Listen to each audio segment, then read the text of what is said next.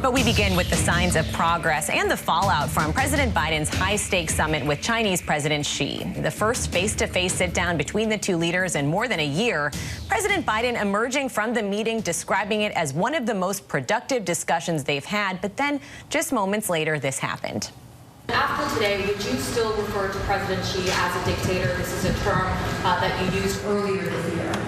Well, look, he is. I mean, he's a dictator in the sense that he is a guy who runs a country that is a communist country that's based on a form of government totally different than ours.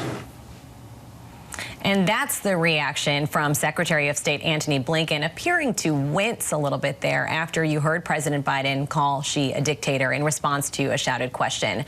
ABC News Chief White House correspondent Mary Bruce is traveling with the president and joins us from San Francisco. Mary, I want to start out, what were kind of the deliverables? What came out of this meeting, and has there been any fallout from President Biden's comments reaffirming that Xi is a dictator? Yeah, Elizabeth, certainly not something that China was hoping to hear, that's for sure. They have been pushing back pretty strongly against that comment, calling it extremely wrong and irresponsible, though it is something that the president has said before. And, you know, as you heard him there, he was pretty matter of fact about this. Yes, he is a dictator. He is the leader of a communist country. But the White House, you know, while it may not be the ending they were hoping to yesterday's historic day, this historic meeting between President Biden and President Xi, they don't think it's going to derail any of the progress made or undermine any of the strides they were able to achieve here. It is also worth noting that the Chinese, in responding to this, have said, you know, some people are always trying to drive a wedge between the U.S. and China. They seem to be taking more issue with the question rather than the answer. And they were, though, able to make what the president has called important progress. Two main issues stick out here, Elizabeth. The first being fentanyl, promising to take steps to try and curb the flow of fentanyl into the U.S., to try and tamp down and clamp down on the production of the compounds that actually go into making fentanyl, which are produced in China. And I think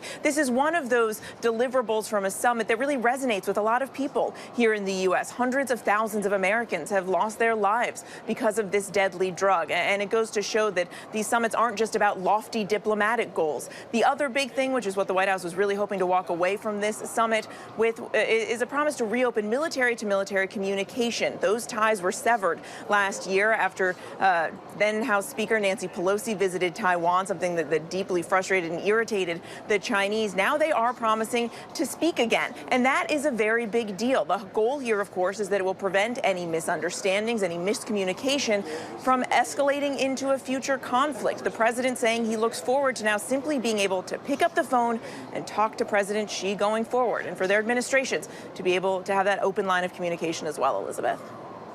Big areas of agreement there, Marion. And I'm curious, what has there been any follow-up kind of in the past day between the U.S. and China on how they will actually follow through after this high-stakes meeting is over now on those agreements?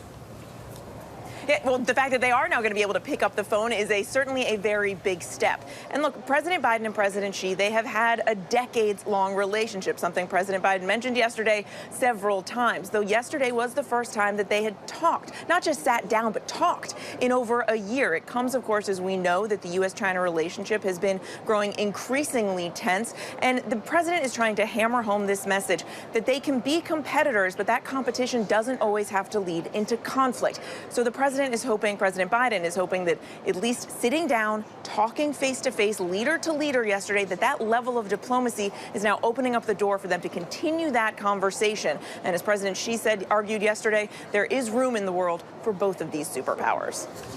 And Mary, with all of this kind of going on, as we are seeing the president face a lot of questions from the crisis in the Middle East last night, how is he balancing these competing huge foreign policy goals as he's continuing these meetings over there in San Francisco? Yeah, obviously a lot on President Biden's plate right now. And it was interesting at the press conference last night, he fielded, I think an equal amount of questions on the meeting with President Xi as he did about what is unfolding in the Middle East and in Gaza. And I think what's interesting is how this actually came up in the president's meeting with President Xi. We know that he urged President Xi to use his influence over Iran to make it clear that Tehran and Tehran's proxies should not try and take advantage of this crisis, should not try to widen this war, and should stop attacking attacking U.S. forces in the region. Now, we pressed the White House about this morning, and they didn't want to go into details about how that conversation went. So the bottom line here is it's unclear, what exactly was conveyed when it comes to Xi's role in this unfolding crisis, and whether the Chinese received the message, Elizabeth. Mary Bruce traveling with the president. Mary, thanks so much. Now let's bring the big story to our panel. Joining us today, ABC News contributor and SiriusXM radio host Mike Muse, ABC News contributor and former Republican Virginia Congresswoman Barbara Comstock, Democratic strategist and president of Next Gen America Cristina Cincin Ramirez, and ABC News legal and defense analyst and former Deputy Assistant Secretary for Defense for the Middle East, Mick Mulroy. Cristina, I'm going to start with you, picking up on some of the political implications of what Mary was just talking about there. Did President Biden undermine some of his successes that he's seeing with the agreements with President Xi and on this foreign policy stage when he makes offhanded comments like that, calling President Xi a dictator?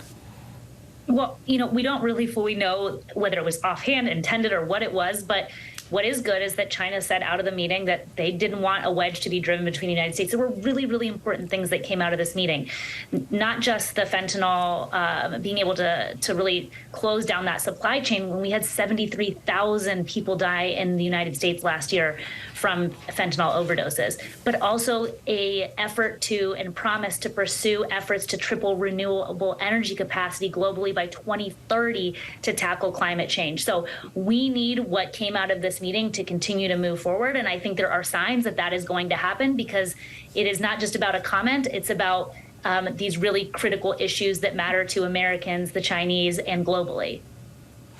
And I do want to get to some of those issues, but Barbara, I just want to go to you. I mean, isn't there some truth to what President Biden said when it comes to the kind of regime that China and President Xi oversees? Exactly. I thought it was great that he said it, and he said it before, unlike Donald Trump, who, says he's a strong man and he admires that. And China itself proved that President Biden was right when they censored that comment and didn't allow it to be in the press.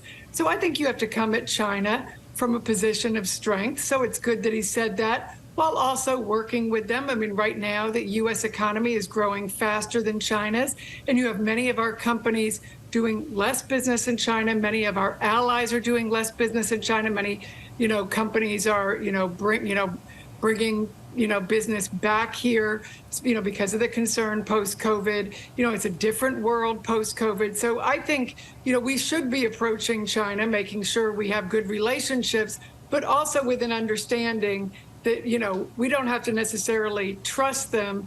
And we also understand that this is a dictator we're dealing with, and we can't always, take their word at face value. Trust but verify, as President Biden said. Mick, I want to go to you. How significant are some of these agreements that Mary was touching on, this reestablishment of military-to-military communications between the U.S. and China? What does that actually mean in practice? So, Elizabeth, that is actually much more important than it might sound.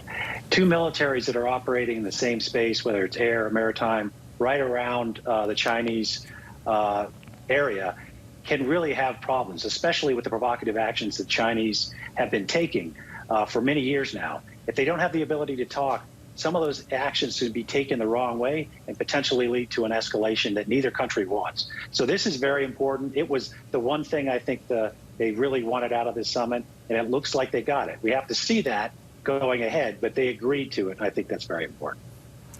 Well, and one of the other things, Mike Muse, that Mary mentioned was this agreement over trying to curb the production, the use of fentanyl.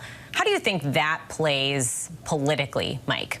I think politically it plays really well. I mean, we really have to look at, in terms of what President Xi said, was that they will look at regulating the components of the manufacturing of the chemical companies that make actual fentanyl, which is actually a really great first step in the supply chain.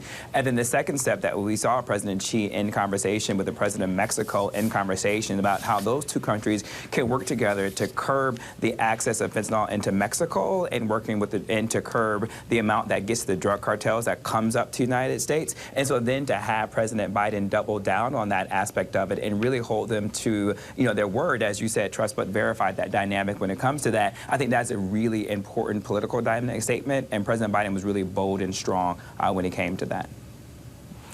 Much more to discuss. Thanks so much to Mike, Barbara, Christina, and Mick.